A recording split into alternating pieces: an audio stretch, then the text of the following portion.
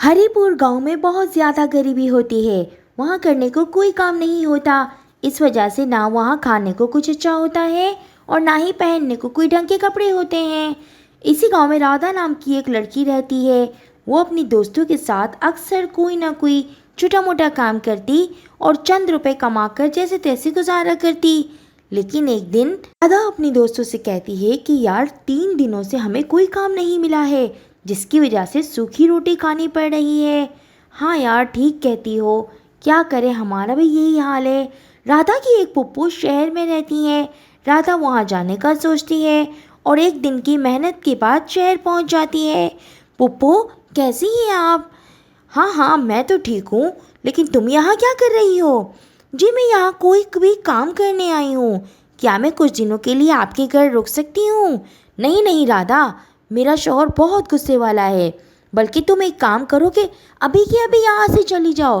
राधा लेकिन फोर्स करती है रुकने के लिए। उसकी पप्पू उसे धक्के दे के घर से निकाल देती है। राधा वापसी गाँव आ जाती है और पूरी कहानी अपनी दोस्तों को बता देती है और वो यही बातें करते करते रोने लग जाती हैं। और फिर उन्हें एक मशवरा आता है कि इस गांव के करीब एक जंगल था।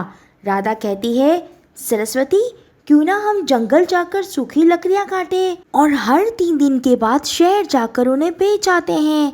फिर क्या था, तीनों ने कुल्हाड़ी उठाई और निकल पड़ी जंगल की ओर। वहां जाकर एक सूखे पेड़ की लकड़ी को काटने का सोचती हैं और वो जैसे ही पेड़ के करीब जाती हैं, उन्हें एक आवाज़ सुनाई देती है, बचाओ बचाओ, कोई मेरी मदद करो। तभी वो तीनों आवाज़ का पीछा करती हैं और देखती हैं 2 जादूगरनी एक परी को जाल में कैद करके उसे मारने का बोल रही थी। राधा अपनी सहेलियों को कहती है, चलो हम इस जादूगरनी से परी को बचाते हैं। और वो तीनों अपनी अपनी कुल्हाड़ी से जादूगरनी पर जोरदार हमला कर देती हैं। अरे अरे, कौन हो तुम? हमको क्यों मार रही हो? छोड़ दो हमें और दफा हो जाओ वहाँ से। हम परी को बचाने आए हैं।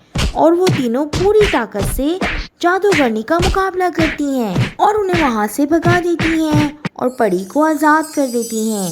परी आज़ाद होकर अपनी जादुई छड़ी उठा लेती है और इन लड़कियों से कहती है, तुम्हारा बहुत बहुत शुक्रिया, क्या मैं तुम्हारी कोई मदद कर सकती हूँ? तब राधा कहती है, हमारे गांव में बहुत गरीबी है। परी जी, क्या आप अपने जादू से हमारी गरीबी ख़त्म कर सकती हैं? राधा, गरीबी ख़त्म करने का एक ही उसूल है और वो है मेहनत, ना कि जादू। तुम्हारे गांव के लोग कुछ काम नहीं करते क्या? परी जी, काम तो तब करेंगे ना जब कोई काम करने को होगा। अच्छा, तुम तीनों लड़कियों ने मेरी इतनी मदद की है, उसके बदले में जो मैं कर सकती हूँ वो मैं ज़रूर करूँगी। फिर परी इन तीनों लड़कियों को एक बहुत ही खूबसूरत लहंगा देती है और साथ में एक जोड़ी सैंडल की भी देती है। परी जी, ये हमारे किस काम का? इससे हमारी गरीबी कैसे दूर होगी? ये तुम लोगों का रोज़गार है राधा। ये दोनों जादुई हैं। इस लहंगे से तुम जितने चाहे लहंगे मंगवा सकती हो और इस सैंडल से तुम जितनी चाहे सैंडल की जोड़ियाँ मंगवा सकती हो और फिर इनको ले जाकर बाज़ार में बेचो और फिर कमाल देखो।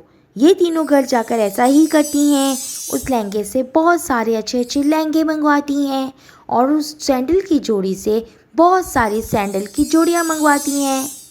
फिर शहर जाकर ये सब सामान बेच कर आती हैं। उनका सामान इतना अच्छा था कि पहले ही दिन बहुत अच्छे दामों में बिक गया। धीरे धीरे ये तीनों मिलकर शहर में होलसेल की दुकान खोल लेती हैं और अपने गांव वालों को भी बहुत सारा काम देती हैं। फिर तीनों मिलकर अपने गांव में स्कूल और कॉलेज बनवाती हैं और अपने हालात को मेहनत करके एकदम बदल देती हैं।